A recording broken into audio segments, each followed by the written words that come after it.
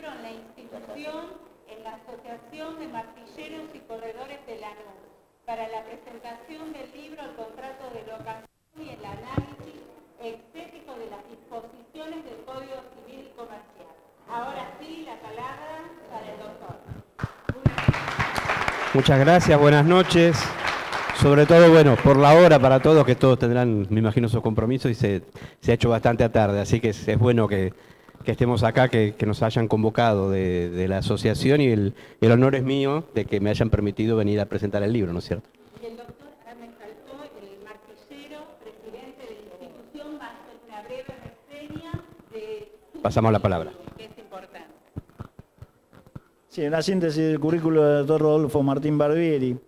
Es abogado, mención de honor, primer promedio, procurador y corredor público, autor de artículos publicados en las revistas jurídicas y libros sobre locación y corretaje, asesor legal de la Cámara Inmobiliaria Argentina, Colegio de Corredores Inmobiliarios de la Ciudad de Buenos Aires, Mutual Inmobiliaria Argentina y Fundación de Estudios y Desarrollos Inmobiliarios, apoderado legal del Colegio de Martilleros y Corredores Públicos de Loma de Zamora, ex asesor de incapaces y defensores de pobres y ausentes, ex docente universitario de la Facultad de Derecho de Loma de Zamora, disertante en universidades nacionales, Senado de la Nación, Legislatura porteña, 12º Congreso Internacional Inmobiliario, 8º Congreso Iberoamericano de la Maestría en Desarrollos Inmobiliarios, jornadas de actualización inmobiliaria, exposiciones y congresos, workshop, colegios profesionales, asociaciones profesionales, institutos de capacitación, grupos y empresas relacionadas con la actividad inmobiliaria. Doctor Barbieri, gracias. Bueno, voy a hacer una breve reseña de lo que sería esta obra, ¿no es cierto?, ahora que fue realizada a raíz del dictado del nuevo Código Civil y Comercial, y luego de eso, bueno, quedaré a la expectativa de las preguntas que ustedes quieran hacer. El tema es pura y exclusivamente contrato de locación con todo lo que eso implica. Contrato de locación que si lo aplicamos a lo que es la actividad de ustedes, vamos a hablar de locación de inmuebles, ¿no es cierto?, y dentro de eso, de los inmuebles urbanos. Estamos en plena ciudad, o sea que a parcerías y arrendamientos rurales desde acá entiendo que no se ven o no se hacen. Por lo tanto, bueno, arrancando con eso, les cuento que lo que era la materia locativa en Argentina, cuando se dictó el viejo código, el Código Civil original en el siglo XIX, la tenemos ahí con toda una serie de artículos, muchos artículos, del 1493 al 1622, todo en un solo código, en ese compendio, y con un criterio liberal. O sea, se protegía al locador, no había prácticamente reglas. Las reglas eran más que reglas, indicaciones supletorias de la voluntad, es decir, normas sugeridas para hacer un contrato, para redactar un contrato, pero que en definitiva la relación locativa era libre de pactar. Y eso obligó, a partir del año 1921, a intervenir en las locaciones. ¿Qué significa intervenir? El Estado tuvo que poner un freno. O sea, no había plazo, no había precio. Había lo que se llamaban, por ejemplo, acá en la ciudad de Buenos Aires, los famosos inquilinatos o conventillos, donde una persona a veces no se lo dejaba ingresar con menores de edad, con sus hijos, o se le pedía de un día para el otro un precio mucho más alto para que se vaya porque había otro que pagaba más. Entonces, frente a eso, se reforma el Código Civil, el primer artículo que se reforma en 1507, y dice justamente lo del plazo que ustedes conocen, ¿no es cierto? En aquel momento se fija un plazo de 1 año y medio para las locaciones de vivienda y de 2 años para el resto de los destinos, y se estipula que durante ese plazo, el plazo mínimo legal, no se podía al inquilino variarle el precio, al menos no unilateralmente. Bien, esa es la primera intervención. Entonces, digamos que era una intervención necesaria porque si no estábamos en aquel extremo de la balanza. Pero luego nos encontramos con que esto fue creciendo, y al ir creciendo ya en la década del 40 empiezan a dictarse leyes, decretos leyes, donde se fijaba pautas tales como, que algunos de ustedes más grandes lo conocerán, el congelamiento de alquileres, el no poder desalojar, el fijar precios máximos, hasta inclusive se llegó a lo que se llama locación forzada. La locación forzada significa que al propietario que tiene un bien vacío y no lo quiere alquilar, el Estado lo incauta, lo alquila O sea, lo alquila el Estado para la persona, no es que se va a quedar con la renta, pero es como que lo está obligando, en definitiva lo está obligando, por lo que se llama locación forzada, a dar en locación ese inmueble. Bueno, con todo esto llegamos a un punto donde se vuelve al Código Civil original, se deroga todo esto y otra vez pendularmente se vuelve a dictar normas que juegan a favor del locador. Hasta que se dicta la Ley 23.091. La Ley 23.091 es la que ustedes vinieron aplicando hasta ahora, la Ley de Locaciones Urbanas, ¿no es cierto? Algunas normas del Código Civil y se complementó con esta Ley 23.091 que tiene como antecedente una ley que fue dictada durante el proceso militar, o sea, se entendió en algún momento dado que intervenir, el intervencionismo en un contrato de locación es lo peor que puede haber, porque lejos de ayudar al inquilino lo perjudica, porque se retrae la oferta locativa. Con lo cual, lo que se hizo en aquel momento con esta ley 21.342 en el artículo 6º fue decir que el Estado no iba a intervenir más en los contratos de locación ni a favor ni en contra de ninguna de las partes. Y comento todo este antecedente para entender un poco lo que es el Código Nuevo. En el Código Nuevo, en el Código Civil y Comercial, donde se unifican ambos códigos, pasamos a tener ahora 2.671 artículos sobre 4.050 y pico que tenía el Código Civil, más otros 500 y algo del Código Comercio. Todo compenetrado, de forma tal que todo no está. Se simplificó bastante, en esta materia sobre todo se ha simplificado bastante, porque en 20 y pico de artículos están los 200 y algo que estaban antes, más los de las leyes de locaciones urbanas, y se derogan justamente esas leyes. Esa ley antecedente que le dije, la 21.342 se deroga la ley 23.091 y todas las normas de locaciones del Código Civil. Pero hay un artículo que sigue vigente, o sea, la comisión redactora que designó el Poder Ejecutivo, encabezada por el doctor Lorenzetti, la doctora Hayton y Kemmelmacher de Carlucci, entendieron juntos con los 100 juristas que formaban parte del equipo que había que mantener la garantía del Estado. O sea, se derogó todo menos el artículo 6. Hoy me pasa, por ejemplo, estuve en la legislatura de la Ciudad de Buenos Aires, me ha tocado en el 2008 estar en el Congreso, y los mismos legisladores o sus asesores no conocen ese artículo. Entonces, donde empiezan a tratar de decir, bueno, vamos a sacar normas que son simpáticas, ¿no es cierto? Normas a favor de un inquilino, fijando un precio máximo de locación, haciendo aquello, haciendo lo otro, el artículo sigue vigente. O sea, lo primero que uno le tiene que decir es no podés hacerlo, porque el Estado garantiza que no se va a intervenir más en la locación. Y justamente esta comisión redactora que derogó todo mantuvo el artículo. Con lo cual se está indicando que la tendencia sigue siendo la misma. Y dentro de esa tendencia, entre el régimen anterior y el régimen del nuevo código, digamos que hasta hay ciertas libertades.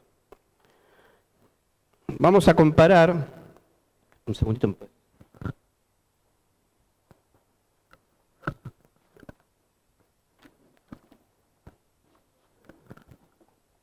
Gracias. Ahora puedo tener en la mano, ¿eh? No, se lo pongo. Gracias. En algunas cuestiones, lo que era el viejo régimen y lo que es el nuevo, o sea, el régimen que imperó hasta el 31 de julio del 2015 y el actual. Por ejemplo, si ustedes tienen que dar en alquiler o tomar en alquiler y son una empresa, esa empresa obviamente la persona jurídica no tiene existencia visible como lo que se llama hoy persona humana, que era la persona física en el código anterior.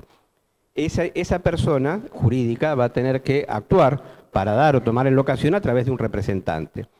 Entonces, ¿qué tiene que decir el poder que tiene que traer? Es un apoderado el que viene, distinto es que sea el presidente, pero si es un apoderado, ¿qué tiene que decir ese poder?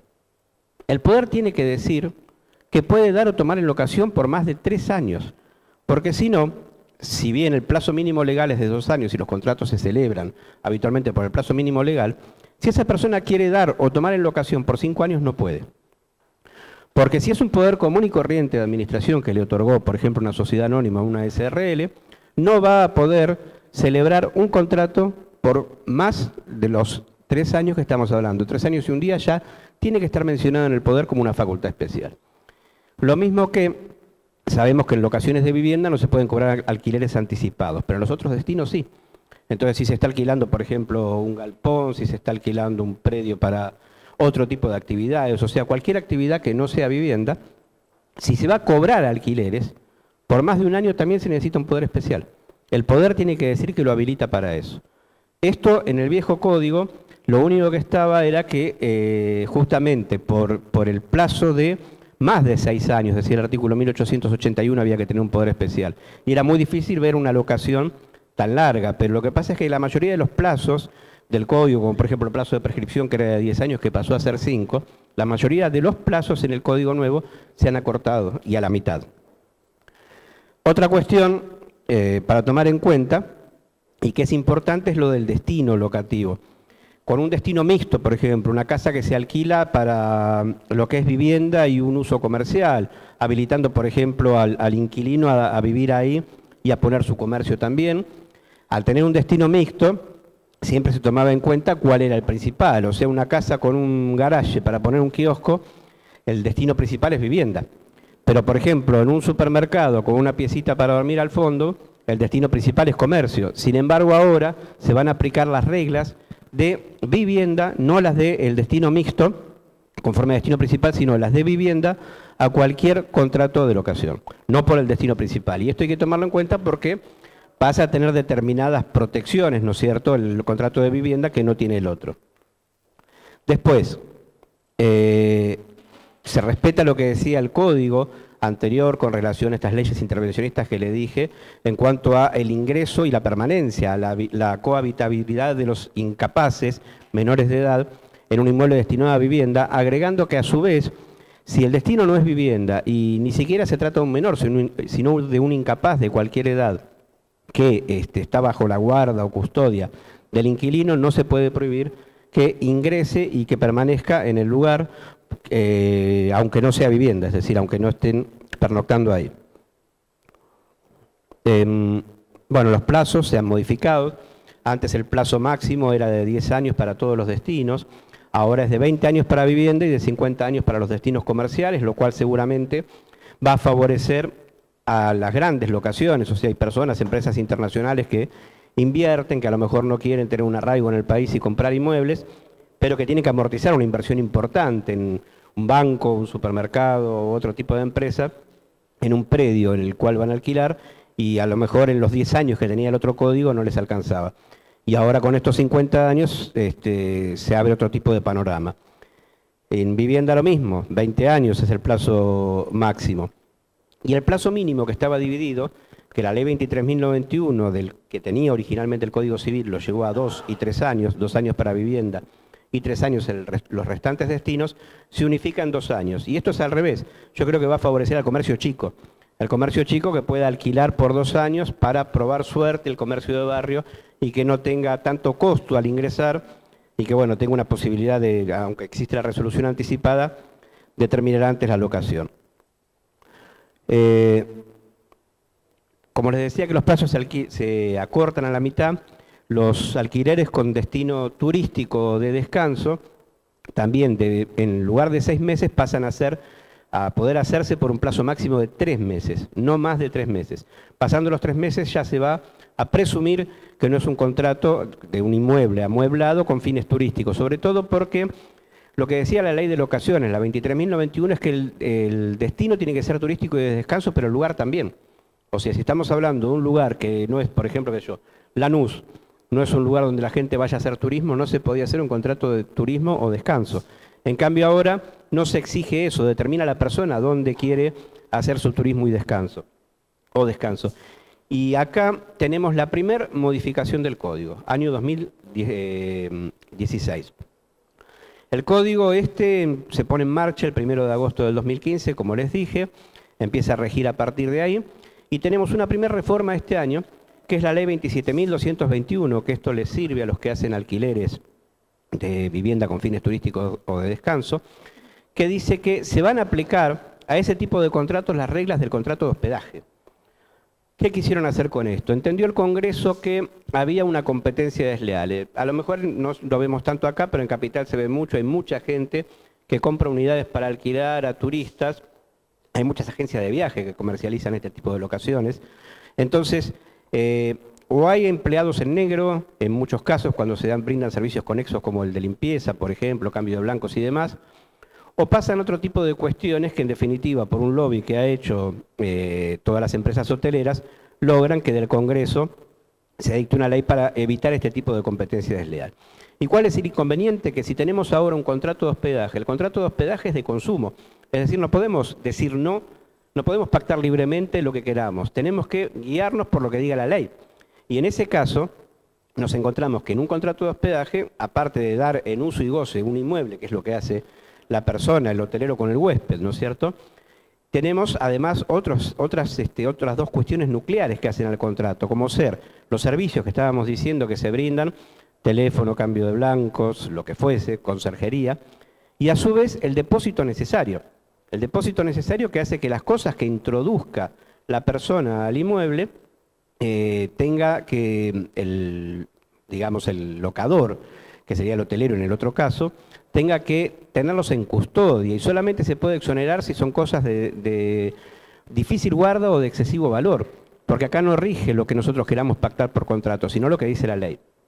Entonces, esto podría llegar a ser un inconveniente en personas, por ejemplo, que están alquilando una unidad propia, un departamento de 2 ambientes en la costa, y ahí se van a encontrar con que tienen que tener mucho y especial cuidado en la redacción del contrato, para que quede claro que no es un empresario.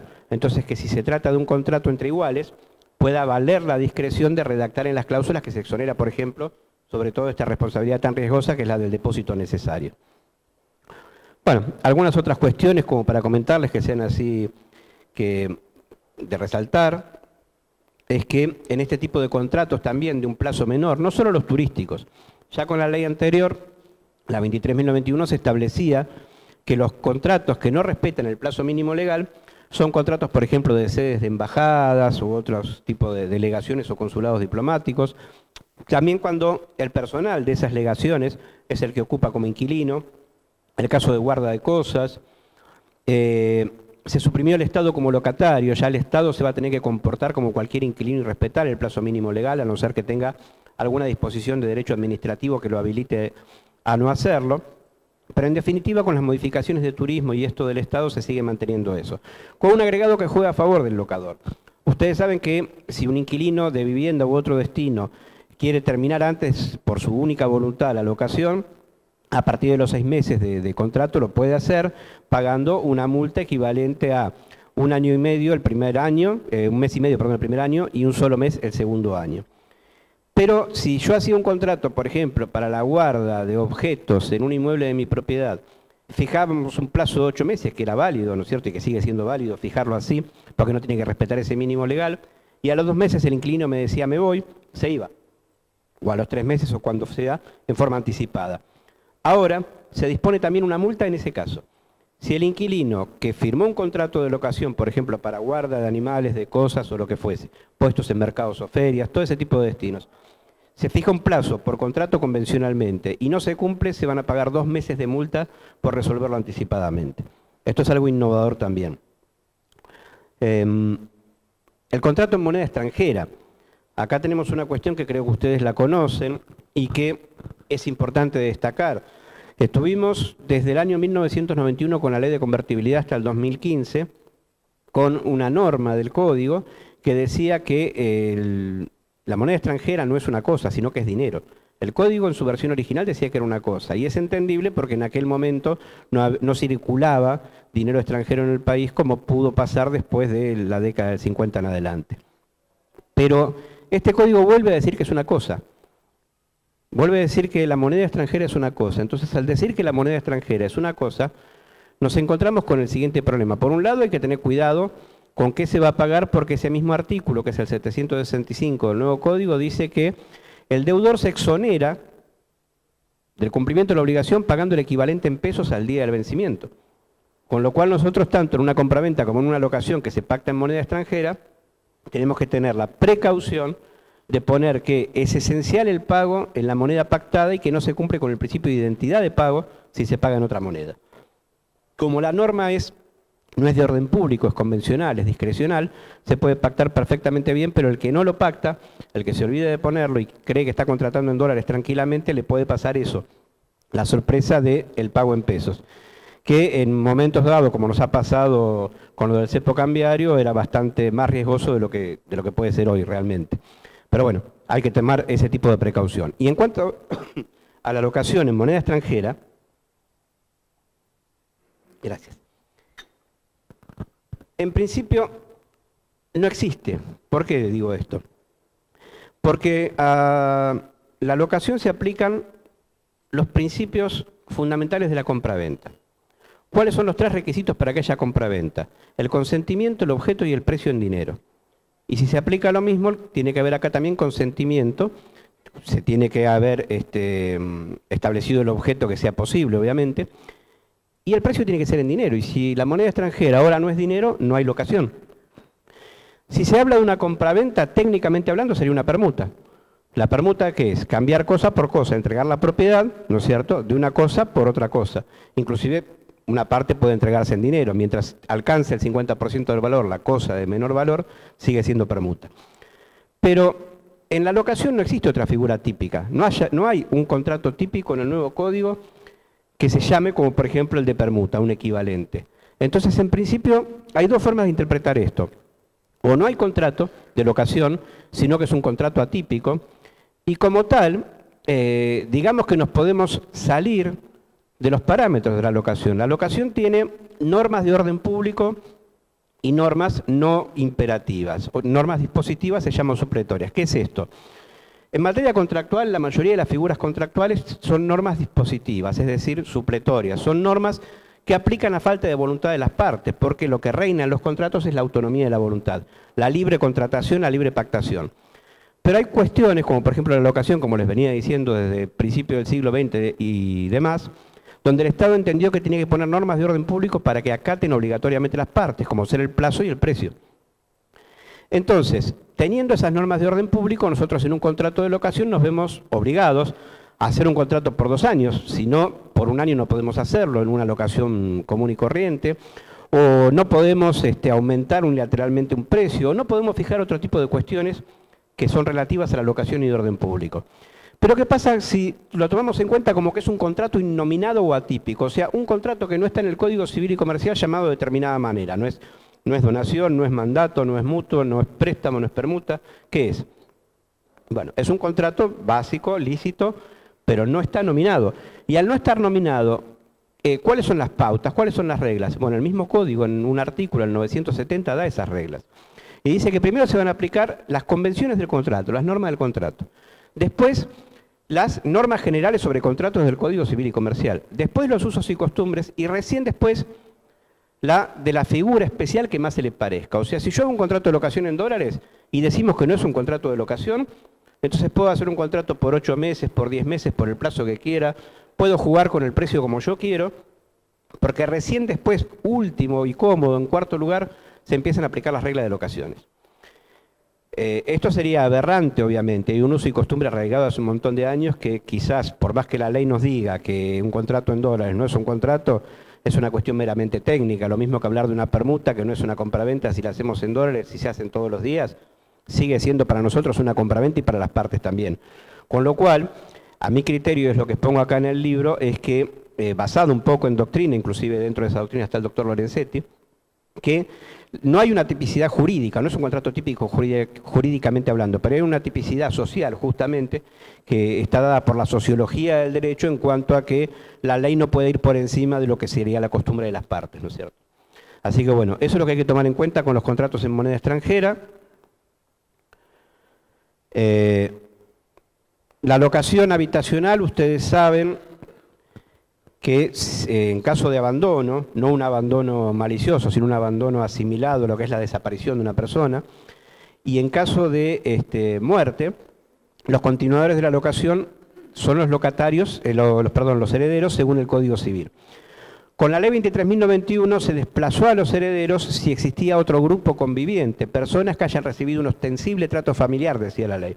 O sea, personas que hasta puede ser una mucama, puede ser un amigo, puede ser quien sea que haya convivido con un trato asimilado a lo que es familia, y esa persona era preferida para continuar en el contrato en reemplazo del pariente directo que quisiera continuar la locación. Siempre hablamos de vivienda. Esa norma está en el nuevo código, pero con una exigencia más. Se exige que ese ostensible trato familiar se dé por lo menos por 1 año. La persona que quiera continuar la locación tiene que acreditar que convivió con la otra persona en ese inmueble o en otro quizás, porque a lo mejor la locación está recién principiada, pero que lleva 1 año de convivencia como para poder gozar de la protección de continuar con la locación. Otra cuestión que es favorable El Código Civil decía que el incendio se presume caso fortuito. ¿Qué significa esto? Significa que en principio no se va a pensar que si se prende fuego el inmueble dado en locación, que es culpa del locatario. Se va a pensar que, bueno, pasó accidentalmente, pero no por culpa de él. Había que probar la culpa del locatario. Porque si se supone que es caso fortuito, no es culpa de nadie. Con lo cual, esto se dificultaba, porque obviamente el locador no está habitando el inmueble, no sabe si el inquilino se está excediendo en el consumo de electricidad, en conectar equipos, o le prendió 50 velas a algún santo y todo eso provocó un incendio por negligencia. Entonces, ahí ante esas circunstancias se hacía muy difícil probar justamente la culpa, porque ya partía un juicio en tal caso de la presunción que estaban obligados los jueces a tener de la inocencia del inquilino, en ese caso. Ahora no, ahora se rige por el principio general de la prueba, con lo cual, si se rompe algo en un inmueble, lo primero que se piensa es que es el inquilino por el mal uso. Lo mismo que suceda cualquier otro deterioro que no tenga que ver con el vicio de la cosa, o el incendio. El incendio también va a ser al revés, va a tener el inquilino que probar que él no tuvo absolutamente nada que ver, no hubo negligencia para que la cosa se prendiera fuego. Otra cuestión a favor del locador que se da ahora, ustedes habitualmente ponen que se paga del 1 al 5, del 1 al 10 de cada mes y por mes adelantado. Si se olvidaban de ponerlo, como se entiende que el pago es una contraprestación por el uso, con el Código Civil anterior y con la Ley de Locaciones Urbanas, se paga por mes vencido. O sea, nos mataba el propietario si le decíamos, mira, me olvidé de ponerlo y este tipo en vez de pagarme el 1 al 10 de junio, el mes de junio, me lo va a pagar en julio. Me lo va a pagar el 30 de junio, el 1 de julio. Bueno, si no lo pusiste, fuiste, como quien dice. Pero ahora, con el nuevo código, no hace falta ponerlo, porque se entiende siempre que es por mes adelantado. Con relación a las sublocaciones también tenemos algo bastante favorable. En las sublocaciones, la sublocación o la cesión del contrato puede estar permitida o prohibida. Esto no obliga a la ley a permitir o a no permitir que se haga una cesión o una sublocación. Pero pensemos en los casos donde se convenga que se pueda hacer. Con el contrato anterior no había ningún tipo de problema si se ponía que estaba habilitado el inquilino, por ejemplo, para dar en sublocación al inmueble, lo alquilaba. Ahora no. Ahora quizás esté en una cláusula dispuesto que puede alquilarlo sin poner ningún tipo de resguardo, que puede subalquilarlo, pero va a tener que notificarle por medio fehaciente al locador que va a proceder a hacerlo. Tiene que indicar el nombre del inquilino, del subinquilino, tiene que indicar su domicilio y también tiene que indicar a qué va a destinar la cosa que se le está dando en parte, él se queda en una parte, le está dando la otra parte, en sublocación. A su vez, por más que lo haya permitido por contrato el locador, ahora puede decir no. Tiene 10 días hábiles para decir no. Si dice no, el inquilino no puede proceder a alquilarlo. Si se calla la boca o dice sí, procede a alquilarlo, a subalquilarlo. Pero se va a encontrar después que si no se cumple alguno de los 3 requisitos que dije, es decir, el nombre de denunciado del sublocatario no es el correcto, el domicilio del sublocatario denunciado no es el correcto, o el destino que se le da a la cosa, aunque no sea un destino abusivo o prohibido, no es el que se estipuló por carta de documento que le iba a dar el sublocatario, esa sublocación también cae. O sea que fíjense cómo hasta acá les vengo diciendo una serie de cuestiones que van a empezar a jugar con este nuevo código más a favor del locador que del locatario, de lo que era el régimen anterior y que se va a empezar a ver en la práctica con el tiempo. Otra cuestión a tomar en cuenta es que no existen más los convenios de desocupación como los conocíamos. Porque la ley 21.342, que mencioné antes, que tenía ese artículo 6 de garantía del Estado, era la ley que contemplaba en su artículo 47 los convenios de desocupación. Y esa ley, como dije antes, fue derogada totalmente. Quedaban vigentes 4 o 5 artículos nada más de la ley. Fue sufriendo derogaciones parciales, la última derogación importante fue con la ley 23.091, pero ahora directamente se derogó toda sacando la garantía del Estado, con lo cual el convenio de desocupación no se puede hacer. ¿Qué significa el convenio de desocupación? ¿Qué es un convenio de desocupación? El convenio de desocupación, específico para locaciones, porque esta ley 21.342 también era de locaciones urbanas, lo que dice es que podemos fijar si el inquilino ya está ocupando el inmueble, eso es necesario, y si el contrato ya principió. Si alguno de estos 2 requisitos no se dan, entonces no se podría hacer un convenio. Si ya está ocupando el inmueble y si ya hay un principio de ejecución del contrato, es decir, no estamos en la fecha de inicio, sino en una fecha posterior al inicio, se puede pactar un plazo menor para la desocupación del inmueble. También sería válido fijar el mismo plazo del vencimiento del contrato, ¿no es cierto?, si se hace el mismo día. Es decir, lo explico. Yo hago un contrato el 1 de junio del 2015 que va a vencer el 31 de mayo de 2017. Puedo firmar el contrato y un convenio de desocupación. Pero en el convenio de desocupación, si lo hago el mismo día, tengo que poner entonces que está dado el 1 de junio del 2015, de 2016, perdón, para ser desocupado el inmueble en la misma fecha que figura en el contrato. Si es 31 de mayo de 2017, será 31 de mayo de 2017. Si no, caso contrario, si quiero pactar un plazo menor, si quiero poner que la locación se acorta a un año, por ejemplo, no podría hacer el convenio de desocupación el mismo día, no lo puedo hacer el 1 de junio aunque el inquilino ya esté ocupando. Tengo que estipular una fecha posterior porque si no se estaría violando una norma de orden público que es el plazo mínimo legal. Y el convenio de desocupación, ¿qué es lo que nos facilita? En vez de hacer un proceso contradictorio, ¿qué significa un proceso contradictorio? Donde ambas partes litigan en un juicio, por medio de un proceso voluntario, que es el de homologación de ese convenio, se presentaba no necesariamente las dos partes juntas, sino una de ellas, el locador siempre, pidiendo la homologación de ese convenio. Si la firma no estaba certificada, entonces previamente había que citar al locatario para que reconociera la firma otorgándole un plazo para hacerlo, y si no lo hacía, quedaba reconocida la firma en forma ficta. Y si directamente teníamos a su vez una certificación de firmas, no hacía falta esto, sino que directamente era presentarlo, se homologa, y luego de la homologación va a venir el lanzamiento. Es un proceso voluntario, justamente como dije, entonces acá no corre tampoco, es seguro desde el punto de vista que no corre que el inquilino diga, no, a mí me lo hicieron firmar, yo no sabía, me estafaron la inmobiliaria, porque eso lo puede discutir en otro tipo de juicio, en un proceso voluntario no puede discutir nada. Entonces, ¿qué pasa ahora? Si no está más como norma, no podemos invocarlo procesalmente para que el juez nos tome en cuenta que es aplicable. Esto es una norma nacional y en principio las normas de procedimiento nacionales no se aplican en las provincias. Pero en el mismo año 76, poquito tiempo después de dictarse la ley, la provincia de Buenos Aires se adhirió. A su vez, en el Código de Procedimientos Civil y Comercial de la provincia de Buenos Aires, en la parte de desalojo, habla de que se van a aplicar en la provincia las normas nacionales, con lo cual nos está dando un reenvío, una norma de reenvío se llama, que nos permite esa aplicación en provincia. Bueno, muy lindo todo, pero se cayó. Ya no tenemos más convenio de desocupación.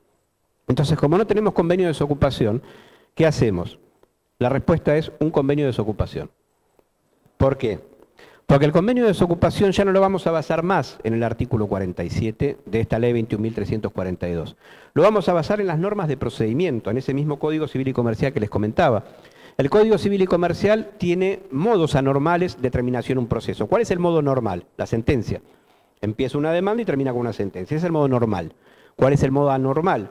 Un allanamiento, un desistimiento, una transacción. Esos son modos anormales de terminar un juicio. Entonces, ¿qué es una transacción? Procesalmente hablando es lo mismo que decía la ley 21.342 en su artículo 47 con relación al convenio de desocupación. Es decir, tenemos que tomar la situación como dudosa o litigiosa si ya se inició el juicio y el convenio se hace ahí, pero como dudosa, como controvertida. ¿Qué situación? La ocupación del inmueble. Se está controvirtiendo la ocupación del inmueble. Y como se está controvirtiendo la ocupación del inmueble, esa redacción del convenio de desocupación se va a basar justamente en lo que sería la transacción. Lo que dicen las reglas de procedimiento nacionales y provinciales es que la transacción es un documento que firmaron ambas partes y que lo pueden hacer judicialmente o antes y llevárselo al juez para homologar.